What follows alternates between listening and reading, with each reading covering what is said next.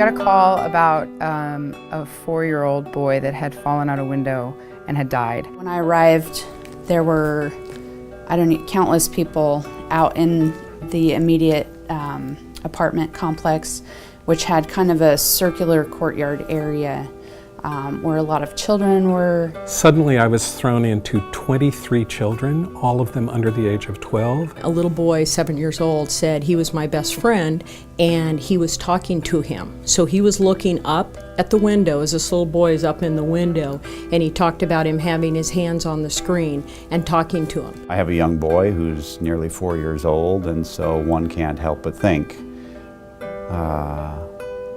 my God, what if this was my child? And how would you feel? The police that responded to this call were amazing with these kids.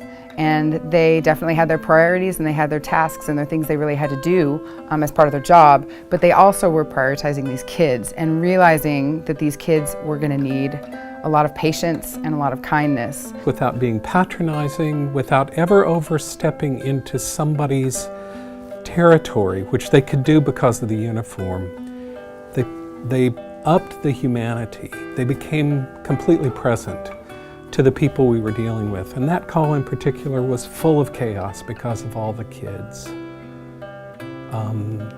I was so proud of them.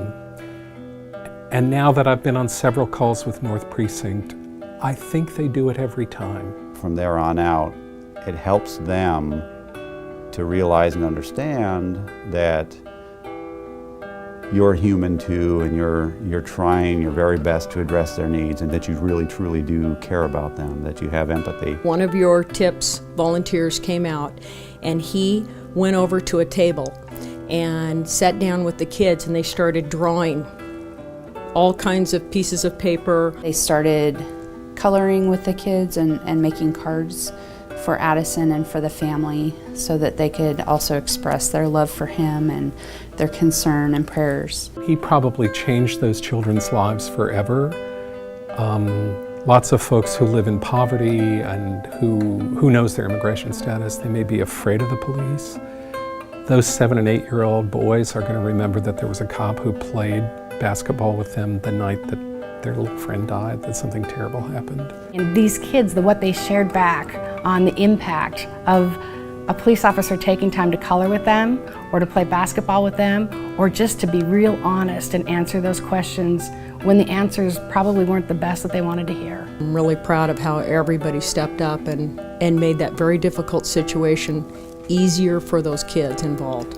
If people can process this tragedy, in a better way or more quickly because of how we handled it, then I'm really proud of the work that we did out there. This year, the Trauma Intervention Program would like to honor this group of people from North Precinct for doing their job in a remarkable, extraordinary way by coming together and making the lives different for people.